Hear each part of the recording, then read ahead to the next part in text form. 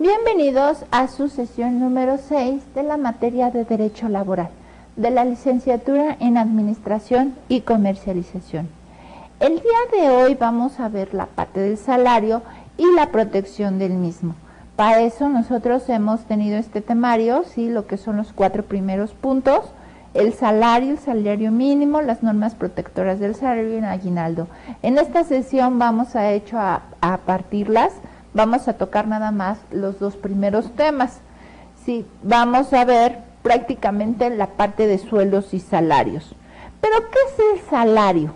Como habíamos dicho, el artículo 82 de la Ley Federal del Trabajo, el salario es la remuneración que debe pagar el patrón a su trabajador por su trabajo, ¿sí?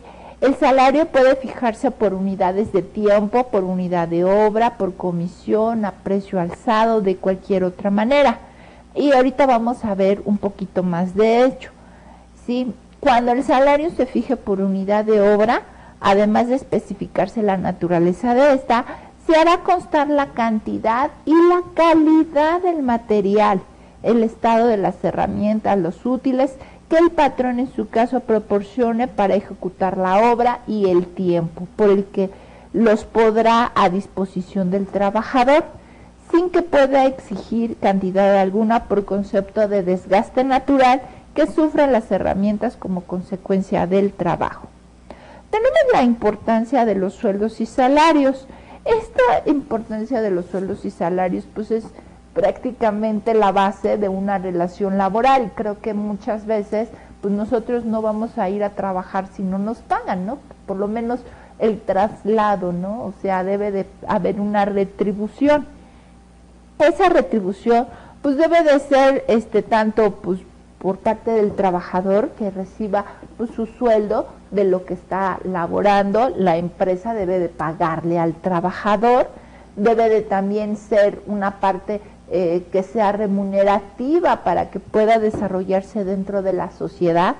Y de la misma forma, cuando el trabajador tiene dinero, pues puede comprar y vender artículos, ¿no? Sobre todo comprar, consumir artículos. Y con eso mismo pues se va a ayudar a que la estructura de la economía del país pues esté bien, ¿no? Si no hay consumo, pues la gente no puede vender sus artículos y pues puede haber un exceso de artículos. Y de la misma forma, cuando empieza a haber muchos artículos, empiezan a haber problemas en cuanto a que se debe de bajar el precio de los artículos, no se les puede pagar lo que se les tenía que pagar a los trabajadores, etcétera. Ya viene una recesión económica, ¿ok? Entonces, con esto nosotros decimos que los sueldos y salarios son muy importantes porque es lo que va a inyectar dinero a la sociedad para que el trabajador pueda consumir o pueda realizar sus actividades diarias. Ahora, para que una persona se le pueda pagar un sueldo, debe de haber un análisis del puesto, es decir, no le voy a pagar a una persona porque ella es bonita, porque ella es alta, o porque este señor es atlético, no. O sea, se le debe de pagar por un análisis del puesto, es decir, a ese puesto, independientemente de si lo ocupe un hombre o una mujer, se le debe de pagar cierta cantidad, porque el puesto pues tiene un rango, tiene un sueldo fijo, ¿no? Tiene, por lo tanto, a ese puesto, por todas las actividades que va a desarrollar, pues se le va a fijar un sueldo. Es decir, si va a desarrollar ciertas actividades que son muy importantes o que son muy complejas y va a tener cierta responsabilidad dentro de la empresa, pues se le debe de pagar un sueldo. No puede pagársele un sueldo muy excesivo a un puesto si no tiene cierta responsabilidad. Prácticamente muchas veces se le paga al puesto por la responsabilidad que está ejerciendo ese puesto dentro de la misma empresa. Y debe de haber un análisis del personal, es decir, pues debemos de analizar cuáles personas o cuánto es la persona que nosotros vamos a requerir dentro de nuestra organización. Si nosotros tenemos mucha carga de trabajo y muchas son las actividades que se debe de desarrollar, pues debemos de contratar cierto número de personas. Recuerden que muchas veces las empresas empiezan con poquitas actividades, ¿no? Porque están empezando apenas. Y conforme van creciendo las actividades, pues se van haciendo más y más y más y más y más. ¿Por qué? Porque la misma empresa está creciendo en sus operaciones. Si está creciendo en sus operaciones, entonces por consiguiente, pues debe de tenerse una mayor asignación de sueldos y salarios y se le debe de asignar un mayor número de personas. ¿Ok?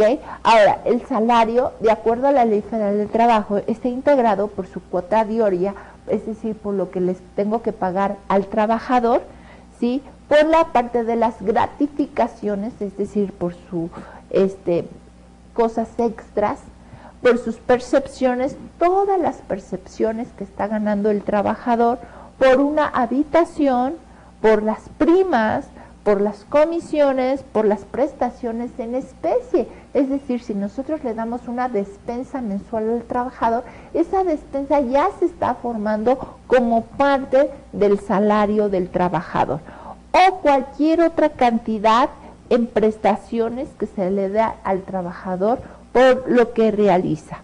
Ahora, el salario debe de ser remunerador y nunca debe de ser menor a lo que es el salario mínimo. Ahorita vamos a ver un poquito de lo que es el salario mínimo.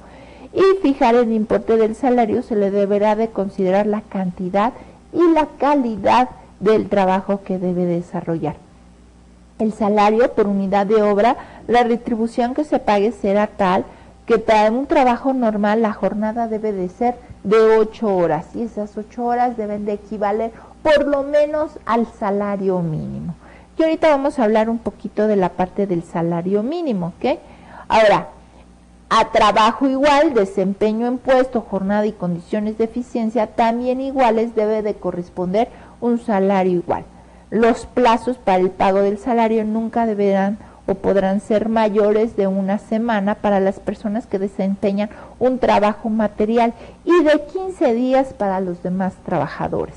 ¿Ok? Entonces eso es muy importante, ¿sí? Que no podemos nosotros, o sea, para trabajadores, para obreros podríamos decir, para obreros, para personas que desempeñen trabajos manuales se les debe de pagar una semana, para personal administrativo se les podrá pagar 15 días completos. Entonces es muy importante esa distinción y es cuando nosotros empezamos a distinguir entre mano de obra que se les paga cada semana y sueldos y salarios que se les estaría pagando 15 días de trabajo. ¿Ok? Entonces aquí esto nos está dando ese fundamento. ¿Ok? Bueno, ¿qué atributos debe de tener el salario? El salario debe de ser remunerador, es decir, que se le debe de pagar lo suficiente al trabajador.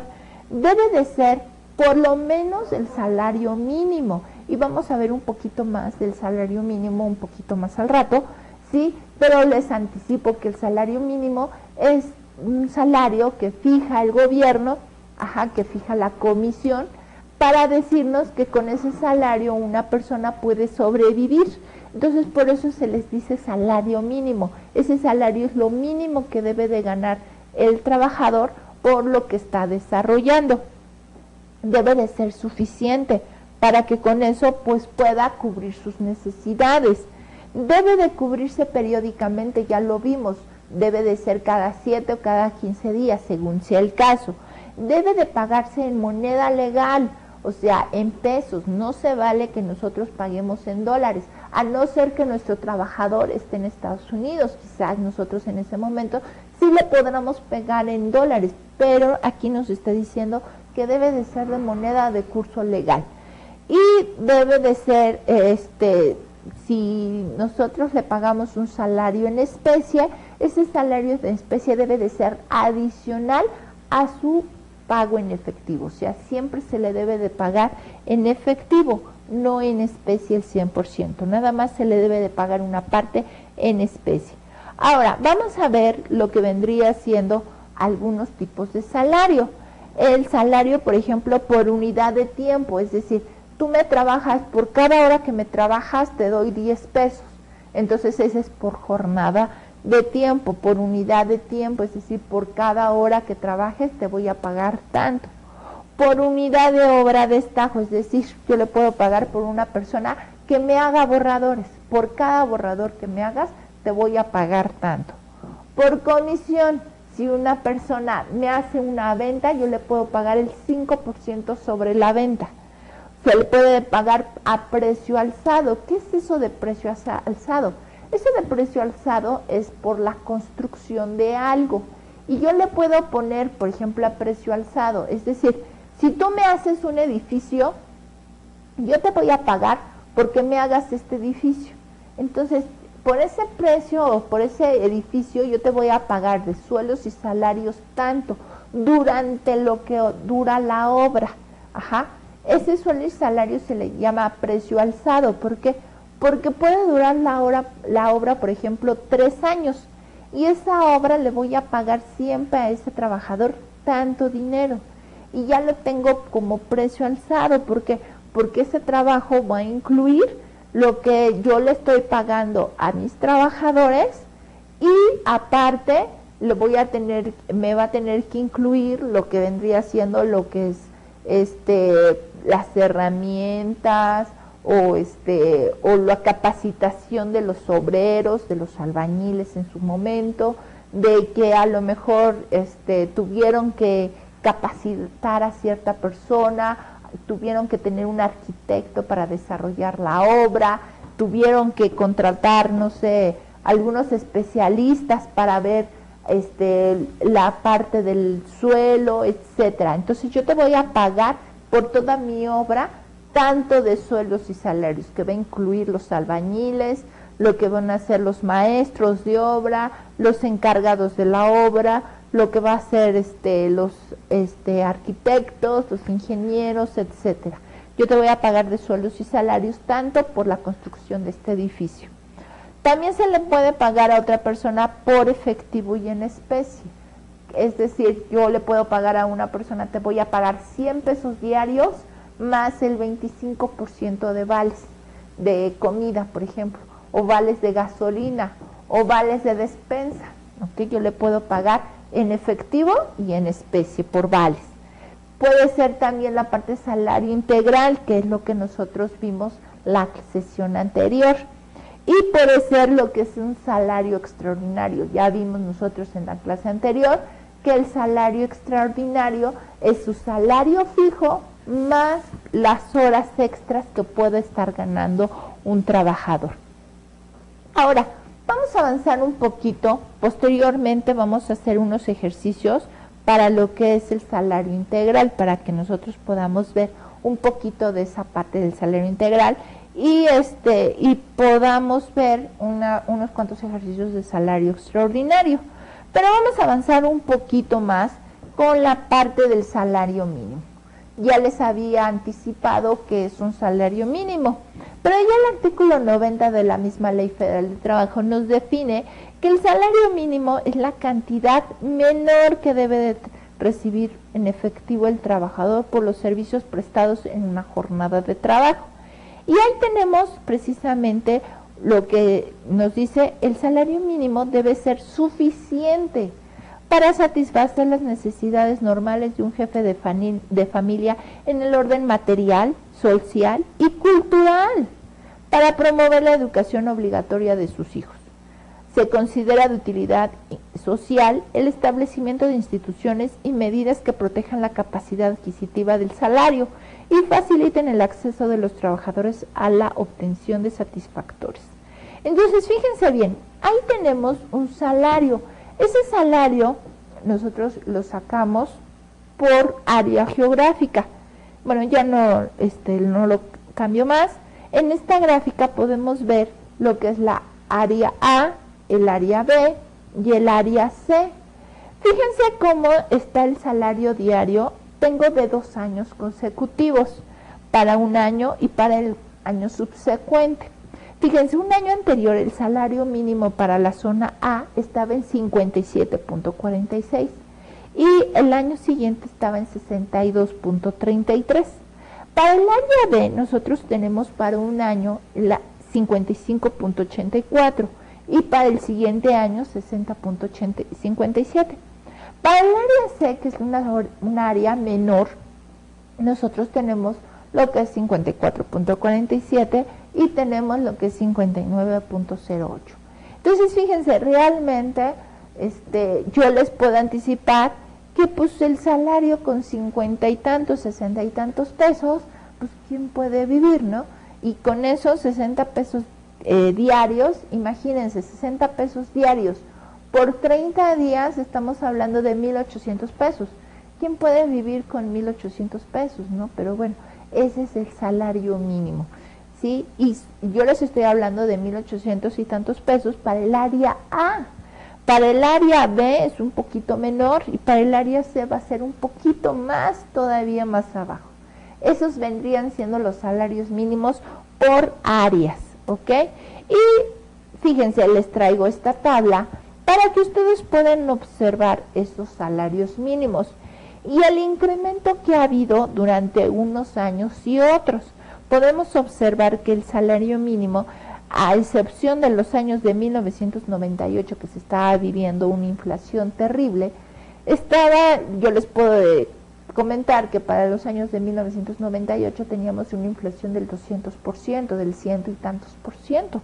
Entonces, para esos años, fíjense cómo está esa inflación y el incremento del salario mínimo, ¿no? O sea, estamos hablando que teníamos una inflación grande, pero solamente un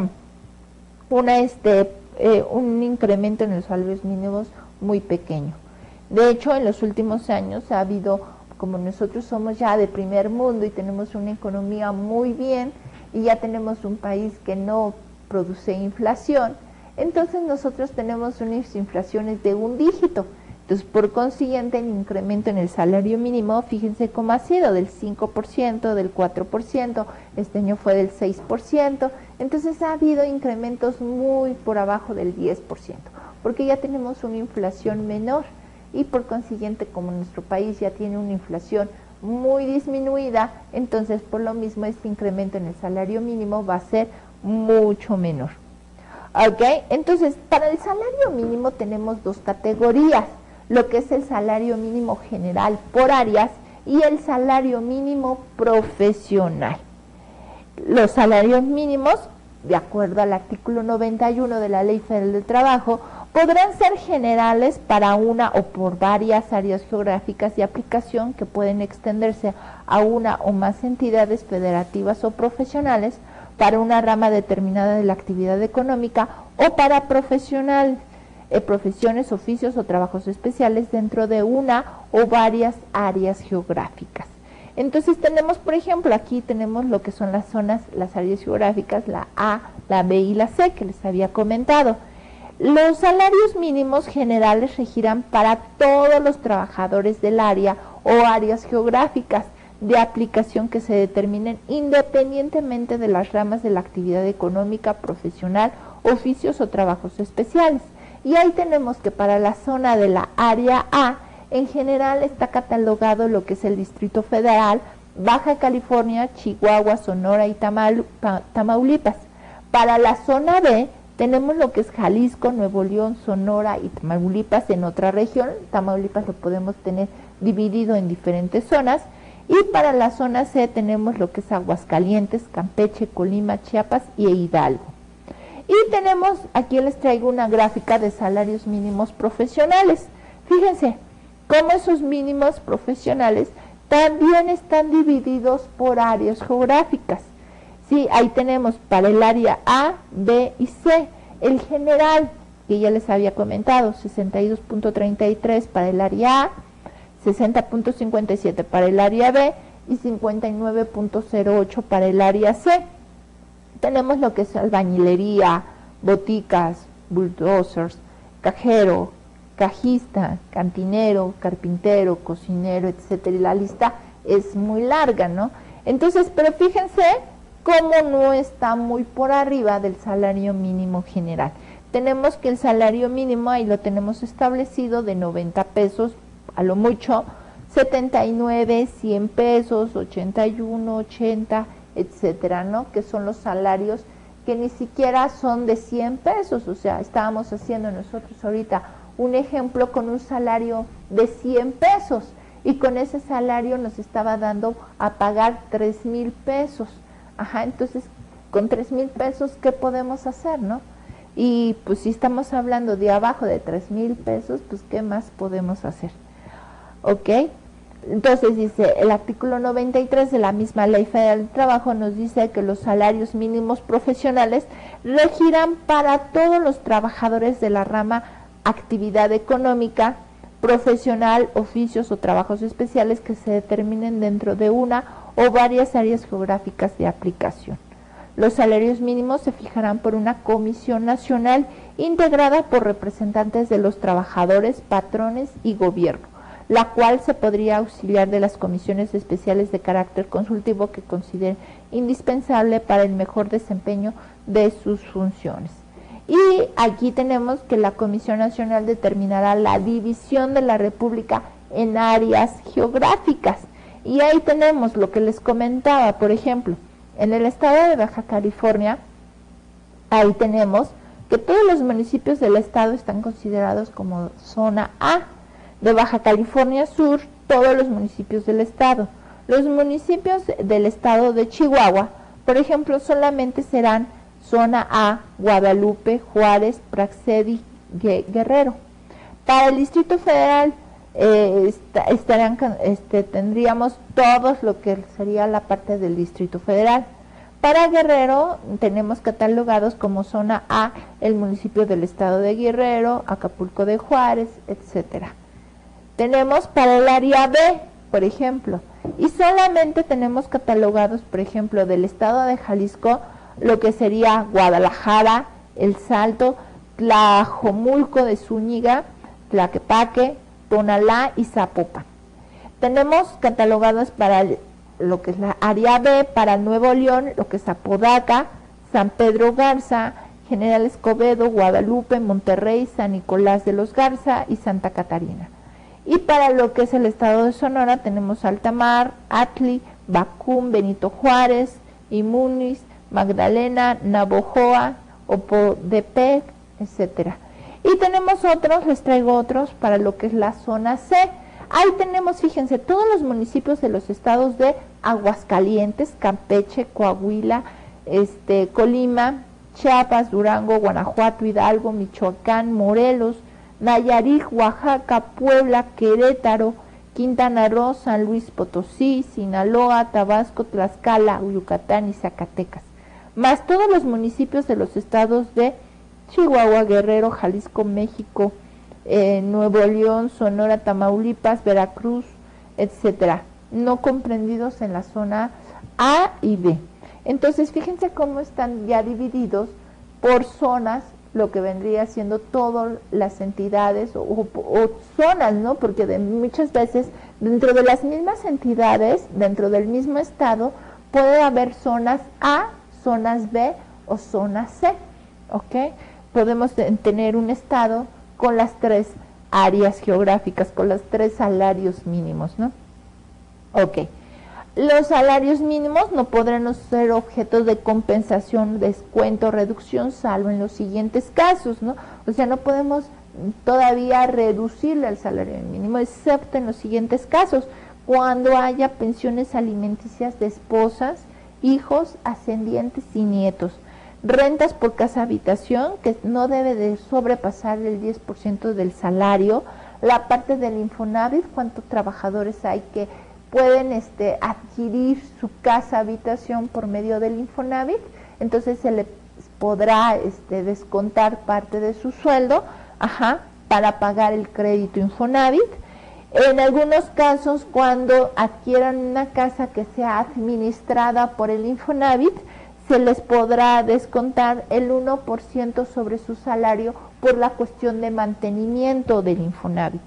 Los créditos o préstamos por el fondo, lo que es fondo para adquirir cosas, que no sea, no podrá hacer ese descuento mayor al 10% de su salario, ¿ok?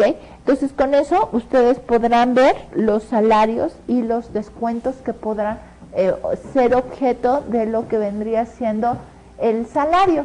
Y bueno, para poder terminar esta sesión, como les había comentado, vamos a hacer unos ejercicios. En cuanto al salario, tenemos que, por ejemplo, la misma persona, seguimos teniendo un trabajador que gana 100 pesos diarios. Esta persona tiene un salario de 100 pesos por día, ¿ok? Pero ese día o esa jornada es una jornada de trabajo laboral. Ese salario es un salario normal diario, ¿sí? Si nosotros lo convertimos a un salario diario integral, yo tengo que ver las prestaciones que va a tener este trabajador y ver qué es lo que nosotros le vamos a integrar. Este trabajador, por lo que vendría siendo, tendrá que considerarse las prestaciones de ley, que como habíamos visto, si este trabajador tiene un año laborando, tendrá derecho a 6 días de vacaciones. Esos 6 días de vacaciones nosotros vamos a tenerle que poner una prima vacacional del 6%. Entonces serían, pero esto tendríamos que dividirlo entre lo que serían 365 días. ¿Ok? Bueno, entonces serían 6 días entre 365 días por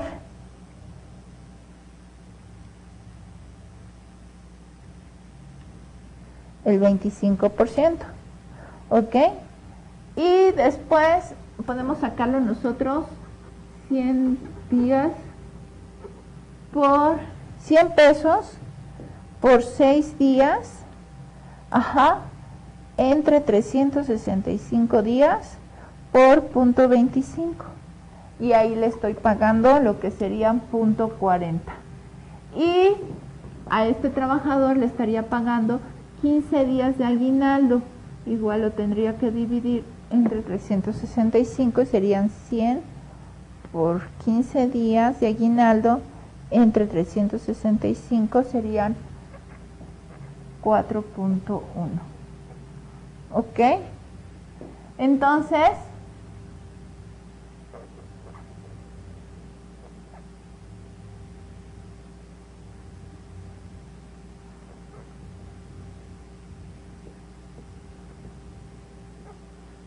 este sería su salario diario integral. Esa es otra forma de sacar la parte del salario. ¿Por qué? Porque aquí nosotros estamos multiplicando 100 pesos, que es por día, por 6 días, que son las vacaciones. Y lo que me sale lo estoy dividiendo entre 365. Lo que me sale lo estoy multiplicando por el 25% y me estaría dando lo que es la prima vacacional correspondiente a esos 6 días de vacaciones. El aguinaldo son 100 días por 15 días de aguinaldo entre 365 nos estaría dando 4.10 más .40 del anterior nos estaría dando 4.1, 4.5 más 100 pesos del salario diario nos estaría dando 104. Ahora, esto es para un trabajador que tiene un año. ¿Qué pasa si el trabajador cumple 2 años? Entonces ya no estaría percibiendo 6 días de vacaciones.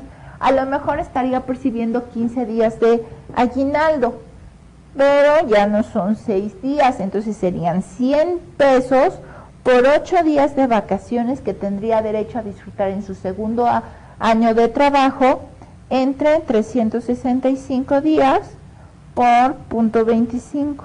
Entonces estaría, ya no es .40, ya es .50. ¿Ok? Ahora igual sería el mismo caso, entonces ya estaríamos hablando que tendría un salario diario integral de 104.60. Ahora, si la empresa no le da 15 días de aguinaldo, en algunas empresas les están dando o le pueden dar 30 días de aguinaldo, entonces nosotros tenemos que también cambiar su salario diario integral.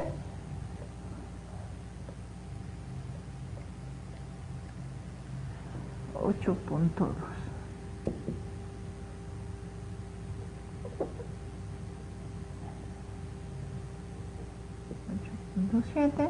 Entonces su salario diario integral para este trabajador es de 108.7.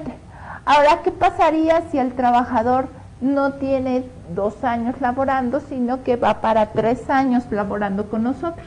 Entonces ya tiene 10 días. Ajá. Entonces serían 10 días, serían 100 pesos por 10 días, ajá, entre 365 días por .25. Entonces te estaríamos hablando que tiene .70 más 8.20 del aguinaldo, entonces estamos hablando que tiene 9.7 y aquí su salario diario integral es de 109.7. A lo mejor estamos hablando de unas décimas o de unos centavos más, pero si esos 109.7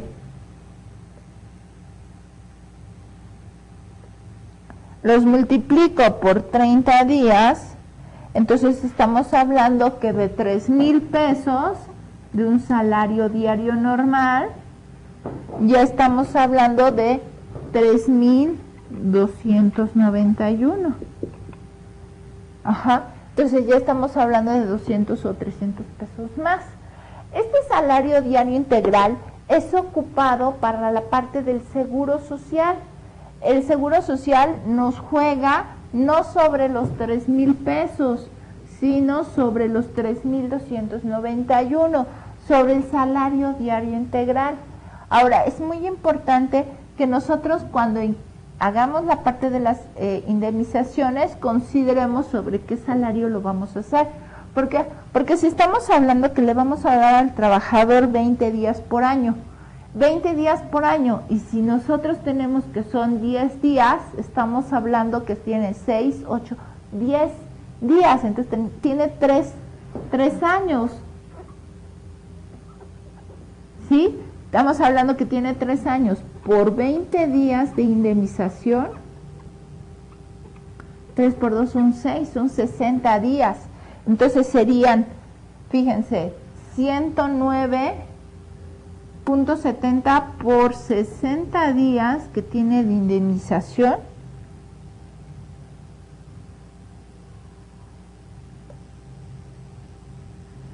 serían 6,582 pesos, ¿ok? Más los 3 meses de sueldo. Entonces tenemos que le estoy pagando 3,000 pesos mensuales, 3 por 3 son 9. Si le toca una indemnización de 3 meses de sueldo, si le toca una indemnización de un mes de sueldo, estamos hablando que le tocaría nada más de pura indemnización 9,582, ¿ok? Entonces, hay que ver la parte de las indemnizaciones, ¿por qué? Porque como les había comentado, bueno, estamos hablando que son, sí, pero son 6,582 de 20 días por año por 109.7, pero estos mes de sueldo, estos 30 días, también van sobre los 109.7. Entonces no serían 3,000 pesos, ya serían 3,291. Y esos 3,291 más 6,582 nos tocaría 9,873 de indemnizaciones. Entonces tenemos que considerar cuando nosotros despedimos injustificadamente un trabajador, como les había comentado, esta indemnización, ¿no?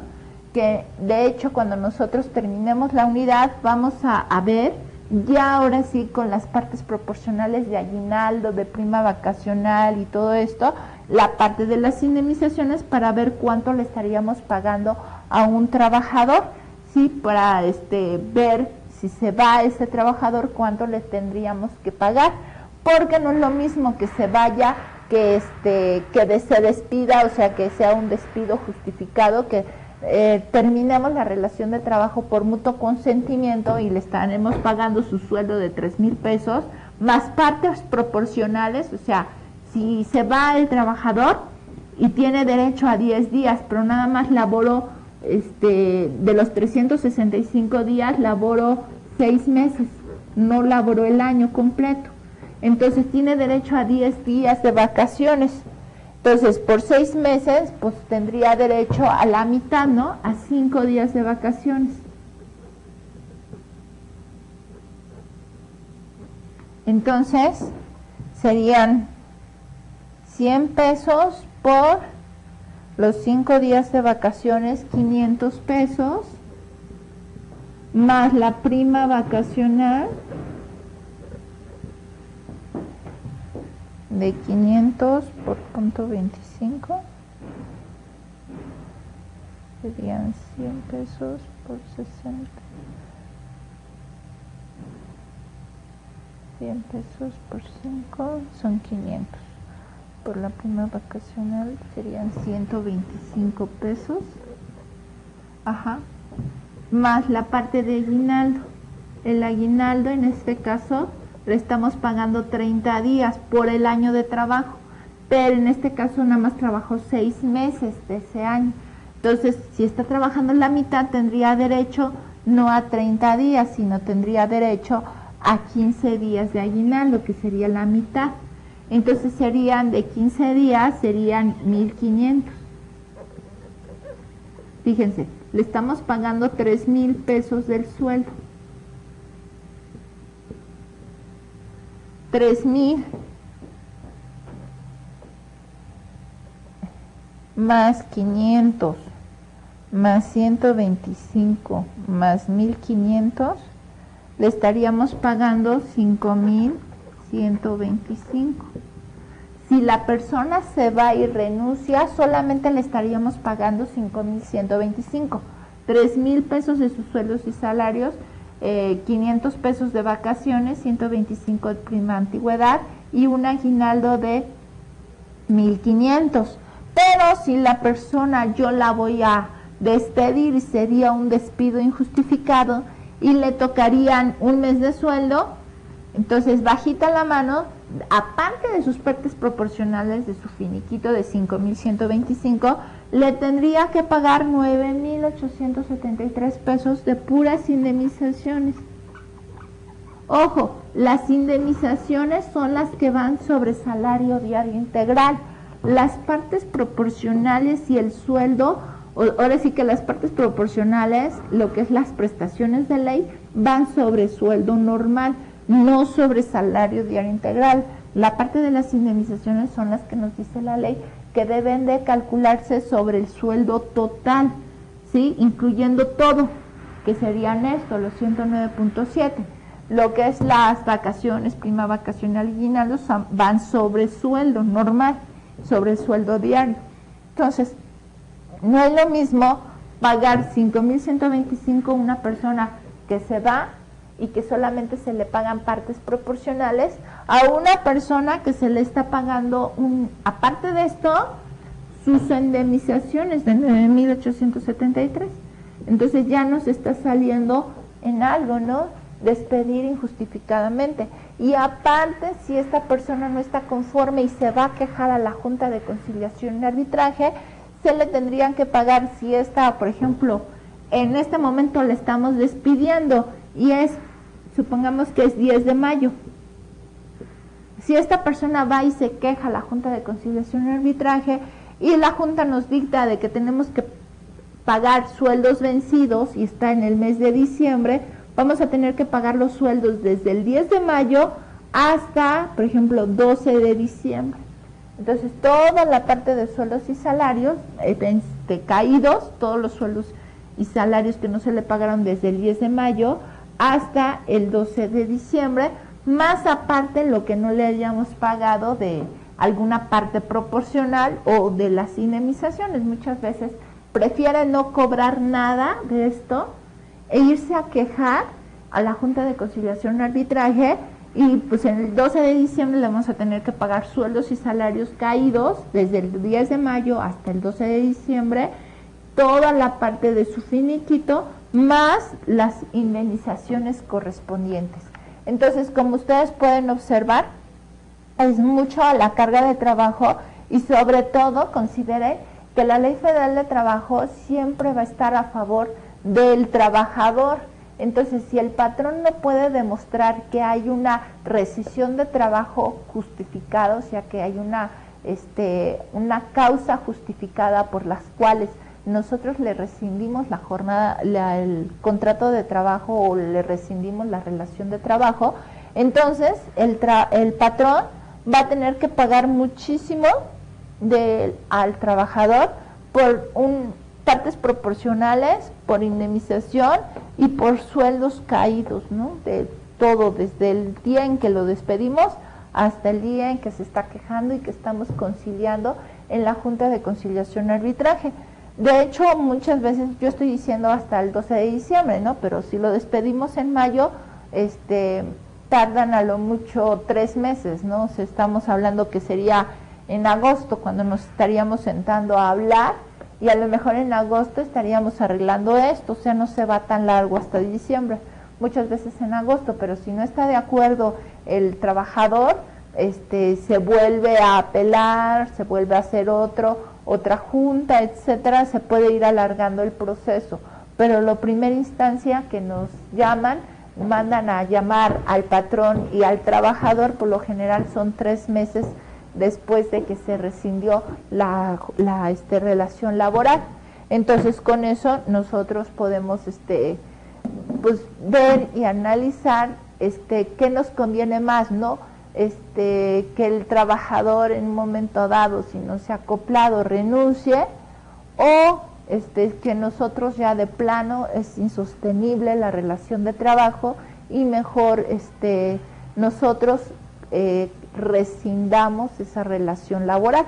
Entonces hay que ver cuáles son las circunstancias por las cuales nosotros estamos o vamos a pagar, sobre todo el costo, ¿no?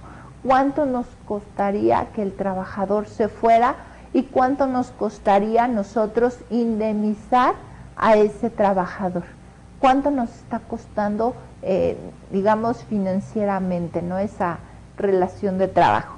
Ahora, ¿por qué? Porque muchas veces también el abogado pues también nos va a salir en un costo financiero, que muchas veces pues va a ser un porcentaje sobre lo cobrado, sobre el porcentaje de lo que no le pagamos al trabajador, ¿no?